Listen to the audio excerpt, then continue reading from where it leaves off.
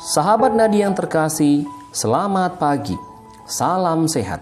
Jumpa lagi dalam edukasi rohani pada hari ini. Tema kita dalam minggu ini adalah sakramen tobat. Kita menyebut sakramen ini dengan istilah rekonsiliasi. Dokumen resmi gereja biasanya menyebut sebagai istilah sakramen tobat.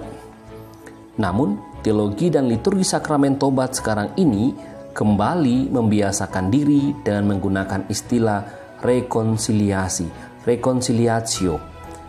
Istilah ini merangkum sekaligus inisiatif Allah yang lebih dahulu menawarkan pendamaian kepada umatnya, pendamaian kita dengan sesama dan seluruh alam ciptaan sebagai dimensi sosial dan ekologis, serta penyembuhan yang bermakna, yakni penemuan kembali kehidupan damai pada hati orang yang bertobat dan telah menerima pengampunan dosa.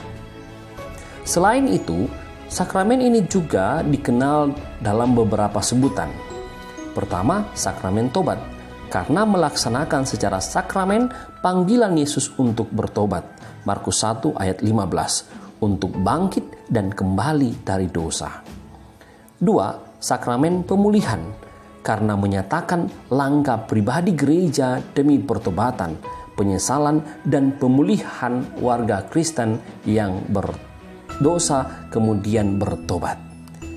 Yang ketiga, sakramen pengakuan, karena penyampaian atau pengakuan dosa ini dilakukan di hadapan imam ada sebagai unsur hakiki sakramen ini.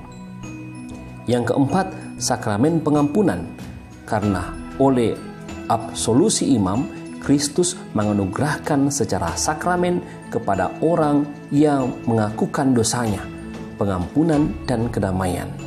5. Sakramen perdamaian, karena memberi kepada pendosa cinta Allah yang mendamaikan. Berilah dirimu didamaikan dengan Allah. 2 Korintus 5 ayat 20. Praktik rekonsiliasi ini juga memiliki dasar biblis, terlebih khusus dalam Perjanjian Baru. Kuasa untuk mengampuni dosa yang dimiliki oleh Yesus Kristus itu kini diberikan kepada para rasul, kepada gereja. Terimalah Roh Kudus. Jikalau kamu mengampuni orang berdosa, dosanya diampuni. Dan jikalau kamu menyatakan dosa orang tetap ada, dosanya tetap ada. Yohanes 20 ayat 22 sampai 23. Kuasa pengampunan dosa yang dimiliki oleh Yesus tentu didapatkan dari Bapanya.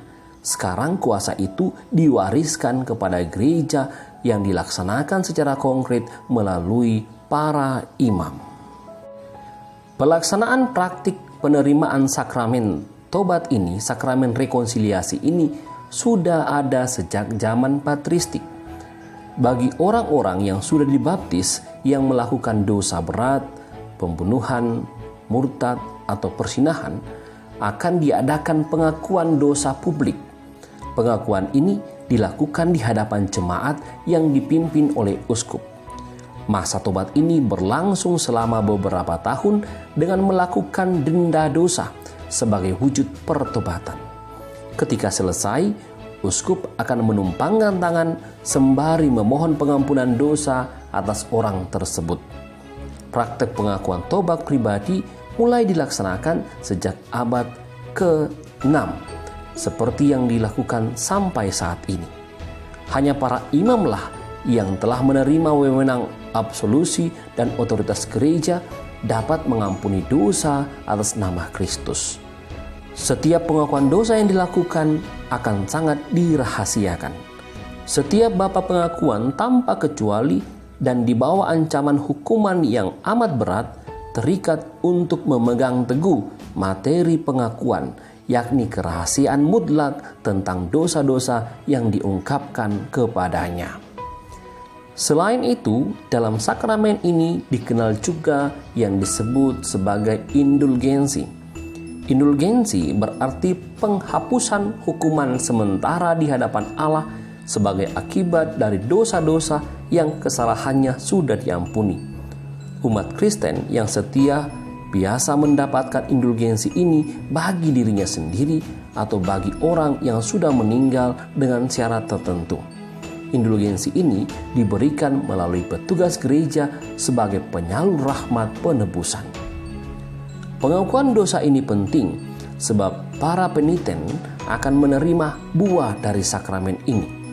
Buah-buah rohani dari sakramen pengakuan adalah yang pertama, perdamaian dengan Allah yang olehnya pendosa mendapat kembali rahmat.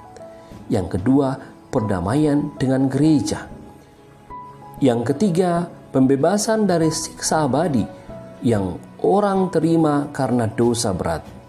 Yang keempat, pembebasan dari siksa sementara yang diakibatkan dosa. Yang kelima, perdamaian dan ketenangan hati nurani dan hiburan rohani. Dan yang terakhir, yang keenam, pertumbuhan kekuatan rohani untuk perjuangan umat Kristiani. Sahabat Nadi yang terkasih, demikianlah katekese rohani pada minggu ini. Semoga bermanfaat untuk kita semua. Amin.